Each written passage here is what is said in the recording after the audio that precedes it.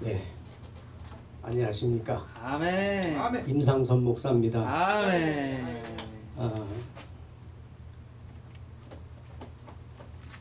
말씀은 본문을 제가 잠깐 소개하겠습니다. 사도행전 17장 11절 말씀. 베레아 사람은 데살로니가에 있는 사람보다 더 신사적이어서 간절한 마음으로 말씀을 받고 이것이 그러한가 하여 날마다 성경을 상고함으로. 아멘.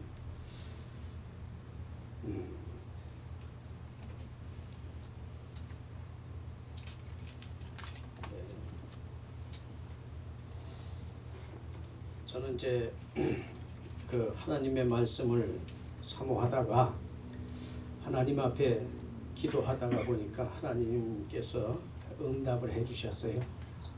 그래서 너는 성경을 도표를 그려가지고 주의 종들에게 나눠주도록 하라, 이런 메시지를 받고 거의 한 9년째 성경 도표를 그려서 그래서 만들어 놓은 게 600개가 넘습니다. 그래서 이제 성경이 열렸다고 봐야죠. 그래서 이제 그 주제가 한 14개 주제 정도 되는데요. 오늘 여기 와서 무슨 말씀을 전할까 이렇게 생각하다가 사실은 말씀을 전할 생각을 가지고 이제 온 게 아니고 여기 와서 이렇게 말씀을 전해달라고 해서 말씀을 전하게 됐습니다.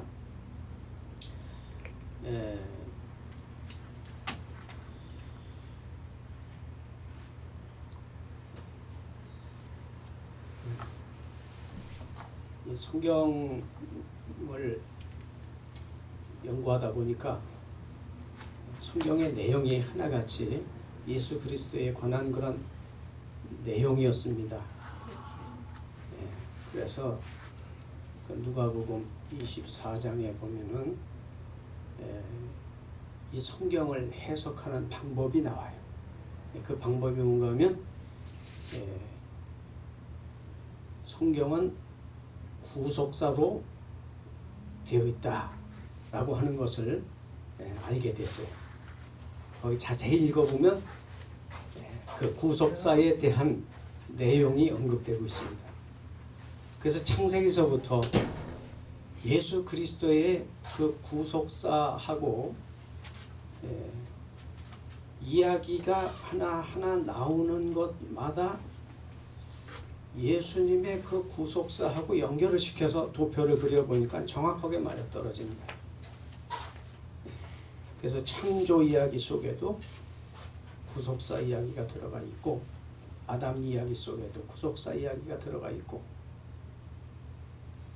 하와 이야기 속에도 구속사가 들어가 있습니다. 근데 우리가 그동안 설교를 할 때에 하나님의 말씀을 이 교훈적인 설교로만 했어요. 근데 사실 놓고 보니까 이 구속사 이야기 외에는 할 것이 없더라고요. 성경이 다 열리고 보니까 구속사, 결국에는 예수 그리스도께서 이 땅에 오실 것이다 약속하시고 오시고, 그리고 고난당하시고 십자가에 달려 돌아가시고 장사 지난 바 되었다가 사흘 만에 다시 살아나서 승천하시고 다시 오신다. 이 이야기가 구속사잖아요. 이 이야기가 전부 다 들어가 있는 거예요.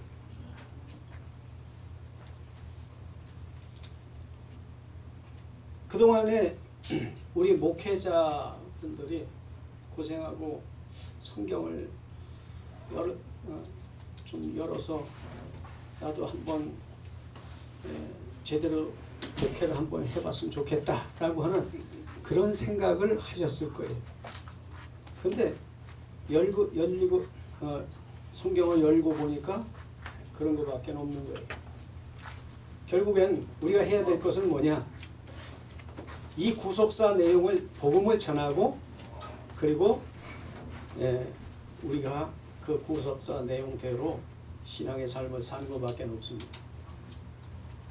오늘 이제 실전으로 들어갑니다. 성경 말씀을 대할 때라는 그런 제목을 가지고 말씀을 전하겠습니다. 이 성경 말씀은 복음 듣기가 있습니다. 복음 듣기. 로마서 10장 17절 말씀에 보면은 믿음은 들음에서 난다고 그와 같이 말씀하고 있습니다. 그러므로 말씀을 전하지 않으면 들을 수가 없는 거죠. 그래서 하나님의 말씀을 전하는 자가 있어야 듣는 자가 있겠죠. 그래서 이제 디모데후서 3장 15절 말씀에 성경은 그리스도 예수 안에서 믿음으로 구원에 이르게 하는 지혜가 있다, 이렇게 말씀하고 있습니다. 이 하나님의 말씀을 우리가 대하여야지만이 구원을 받을 수 있다라고 하는 이 말씀을 하고 있는 거예요. 성경에서 두 가지를 뽑는다면 한 가지는 진리의 말씀입니다. 예수님이 오셔서 진리의 말씀을 전하시고 가셨어요. 그래서 그 진리의 말씀을 우리가 받아들이게 되면 예수 그리스도를 내 안에 모시게 된 겁니다. 하나님의 말씀은 영이다, 이렇게 말씀합니다. 그렇기 때문에 하나님 예수 그리스도께서 전해주신 그 말씀을 우리 속에 받아들이게 되면 예수님을 모시고 사는 삶이다. 두 번째는 성령님을 모시고 사는 삶이다. 그래서 성령님께서 이 땅에 오셔서 각자의 마음 속에, 각자의 영에 오셔서 우리를 도와주시고 인도해 주시고 통치하시고 다스리시는 가운데에 우리는 신앙생활을 하게 된다라고 하는 겁니다. 성경에서 이 두 가지를 뽑아서 말씀을 드릴 수가 있어요. 핵심적인 겁니다. 핵심적인 거. 성경의 핵심적인 거 뭐냐? 두 가지. 하나는 진리요, 하나는 성령님을 모시는 겁니다. 성경은 그리스도 안에서 믿음으로 구원에 이르게 하는 지혜가 있다라고 하는 이 말씀 안에서 이 두 가지의 목적을 우리는 받아들여야 됩니다. 두 번째는 이해하기. 성경 말씀을 어떻게 이해할 것이냐? 골로새서 2장 2절로 3절, 에베소서 5장 17절 말씀. 머리로는 하나님의 지식을 받아들여야 됩니다. 이 지식적인 거 굉장히 중요합니다. 이 감성적인 거 이것도 중요하지만 지식적인 게 상당히 중요해요. 지식으로 받아들여야 됩니다. 지식으로. 그래서 하나님의 말씀을 이해해야 됩니다. 하나님의 말씀을 읽을 때에 우리가 세세하게 살펴봐야 돼요. 문장을 무시하거나 전장을 무시하거나 다음 장을 무시하게 되면은 성경 말씀을 오판하게 됩니다. 그런 상태로 갈 수밖에 없어요. 성경은 왜냐하면 계속해서 연결에 꼬리에 꼬리를 물고 계속해서 그 말씀이 이어지기 때문에 그렇습니다. 그래서 하나님의 말씀, 이 지식을 받아들이는 데 있어서 잘 이해해야 되는데 이건 혼적인 이야기입니다. 혼적인 이야기. 혼으로 받아들여야 돼요. 그 다음에 영혼으로 받아들이는 단계가 있습니다. 마음으로 사모하기. 사도행전 17장 오늘 본문 말씀인데 11절 말씀에 간절한 마음으로 그랬습니다. 간절한 마음으로 말씀을 받고, 간절한 마음이 없으면 하나님의 말씀을 받아들이는 게 쉽지 않습니다. 간절한 마음으로 받아들일 때에 하나님의 말씀이 우리의 심령골수에 꽂히게 됩니다. 이 마음 단계로 가야 돼요. 지식에서 마음 단계로 가야 됩니다. 마음. 이 마음으로 하나님의 말씀을 간절히 사모하지 않으면 하나님의 말씀을 이해할 수가 없습니다. 간절한 마음으로 말씀을 받아야 돼요. 아멘. 간절하다라고 하는 어느 목사님이 그렇게 말씀하시더라고요. 간이 저리도록, 예? 간이 저리도록 아멘. 주여. 사모하는 마음, 그게 간절하다라는 거다, 이렇게 말씀하시는 것을 들어본 적이 있습니다. 예, 간절한 마음이 있어야 됩니다. 네 번째는 0단계입니다. 0단계.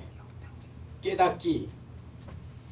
이 0단계로 다 들어가려면 이제는 그동안 이 3단계를 거쳐서 여기까지 왔으면 그 다음엔 어떻게 이 마음을 열 것인가. 이 마음이 열려져야 깨달아지는 역사가 나타나는 거예요. 마음을 여는 그런 단계는 2가지가 있습니다. 첫 번째는 회개의 단계에 있어요. 회개. 회개해야 마음이 열어지는 거예요. 할렐루야. 네. 회개할 때에 마음 문이 열려진다. 아멘. 두 번째는 찬송을 통해서 마음이 열려져요. 찬송을 하게 되면 속에 있는 것들, 악한 것들, 더러운 것들이 찬송을 하는 동안에 다 빠져나갑니다. 왜 그렇습니까? 마음 문이 열리기 때문에 그런 거예요. 마음 문이 열려지게 되면 이제는 영으로서 성경 말씀을 깨닫게 됩니다. 최소한 그리스도인들은 이 0단계까지는 나아가야 됩니다. 그래야 비로소 나는 그리스도인이다 라고 말할 수 있어요. 할렐루야.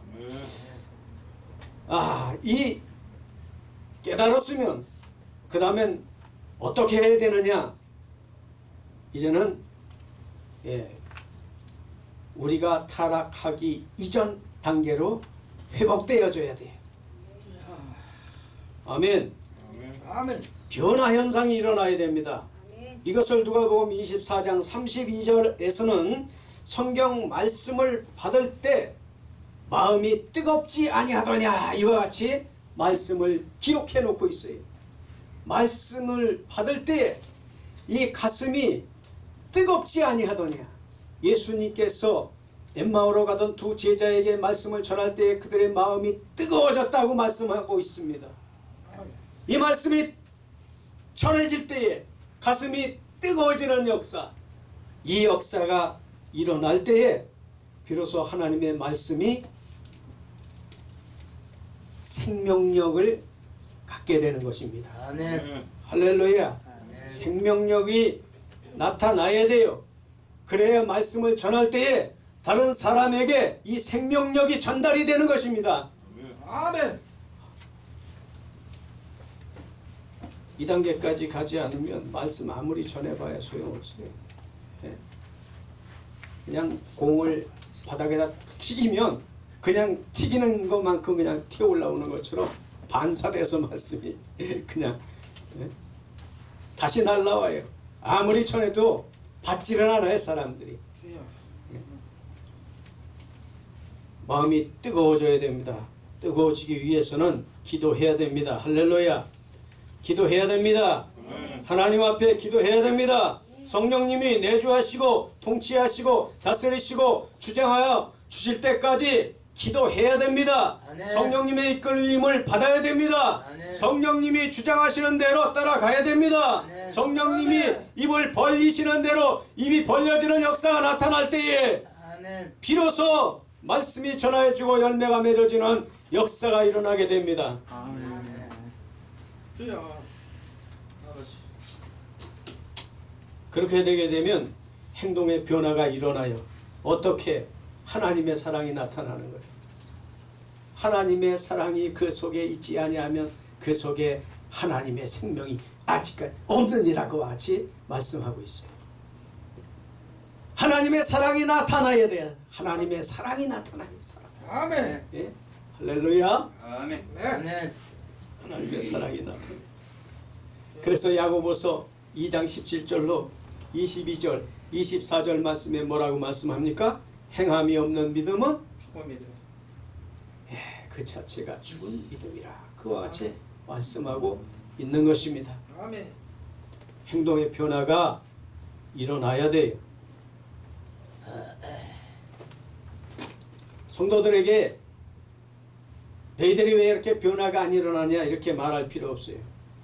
그들이 이 단계를 다 거칠 수 있도록 목회자는 그렇게 인도해야 됩니다. 이것이 목회자들의 사명입니다. 할렐루야.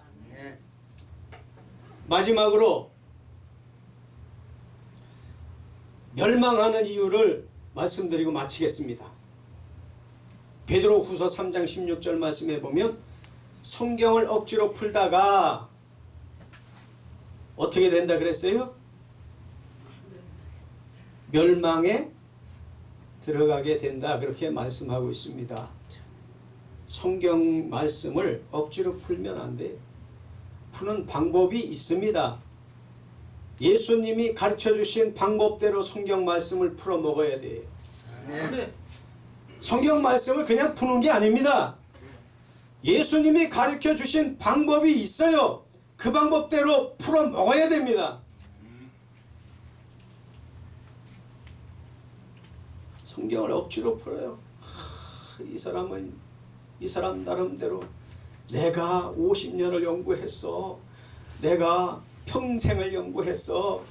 내가 연구해보니까 이렇게 푸는 것이 맞는 것 같아. 내가 이렇게 만들어 놓은 거 한번 읽어봐. 그러면서 책도 많이 써서 그렇게 내놓습니다. 그렇잖아요? 이 책 저 책 읽어도 성경이 안 풀리는 거예요. 몸부림쳤어요. 저는 하나님 앞에. 어떻게 풀어야 됩니까? 하나님. 성경을 성령님의 감화 감동으로 기록된 이 말씀을 어떻게 풀어야 됩니까?